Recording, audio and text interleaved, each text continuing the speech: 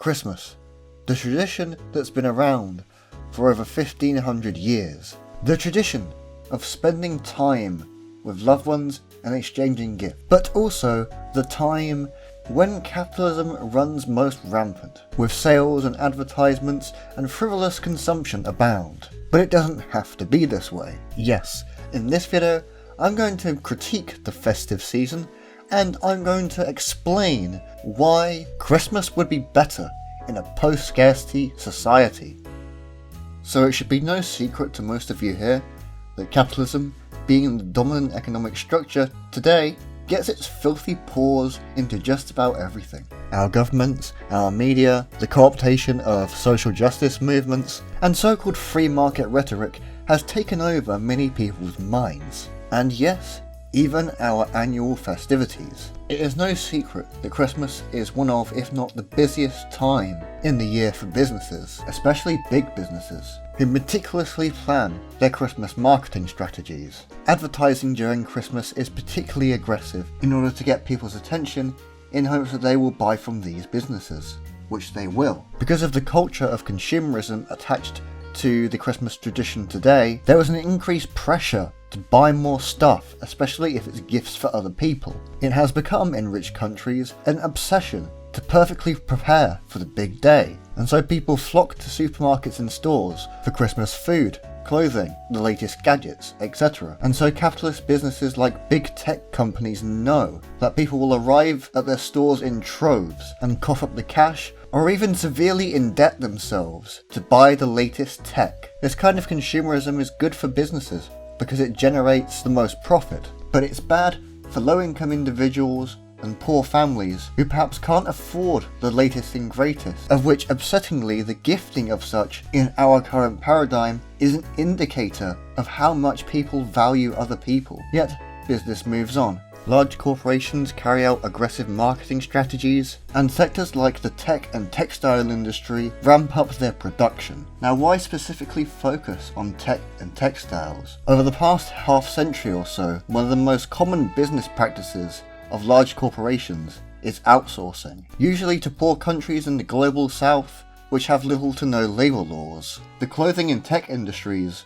are infamous for this kind of outsourcing, and because of this kind of business practice, the global south bears the brunt of the burden of the productive pressures induced by the festive period. The people in these countries who produce a lot of clothing and gadgets endure sweatshop working conditions, work long hours, and are paid next to nothing, yet they produce goods for large corporations that are shipped to rich countries where they will sell at a high profit margin. The profits are pocketed by business leaders and investors, and the workers who actually work day and night to produce these goods see little in the way of the fruits of their labour. This is a daily routine for these kinds of people, but during the Christmas period, these people are forced to work harder, and so their suffering is exacerbated. But let's make one thing clear here. Foxconn workers didn't start jumping out of windows because you bought the latest iPhone. The workers in that organisation are suffering because the company that employs them doesn't take accountability for working conditions and for employees' welfare. You, the consumer,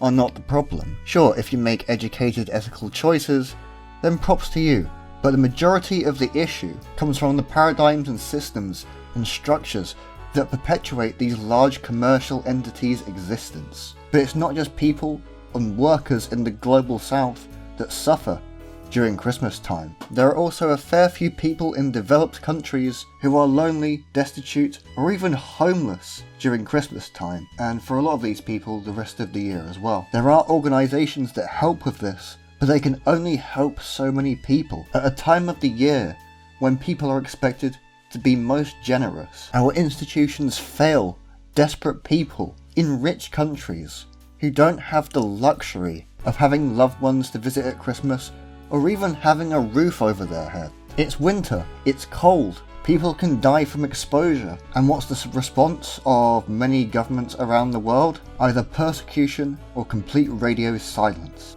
Now, I'm an advocate of laying the foundations for a transitionary path that will eventually lead us to a sustainable and moneyless post-scarcity society. So, in such a context, how do I think Christmas would pan out in post-scarcity? Well, in a post-scarcity and by extension post-capitalist world, there wouldn't be a culture of consumerism as we see today, and thus during the festive season there wouldn't be a huge wave of consumption. There may be a slight bump in terms of the exchange of gifts, but there wouldn't be this mass consumption associated with the Christmas holiday.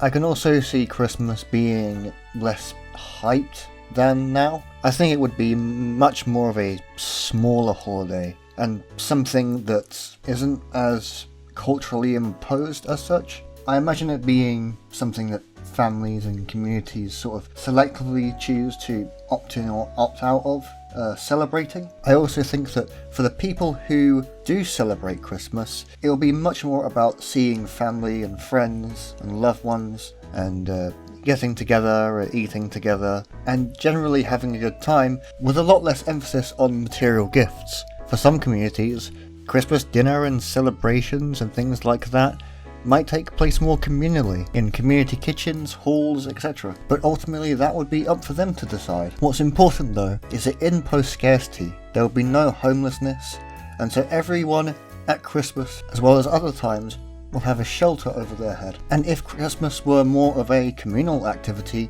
then no one would feel left out. This might be a good time to mention that in post-scarcity, Christmas wouldn't be just something that's a privilege of the global north, but something that anyone around the world could celebrate and enjoy.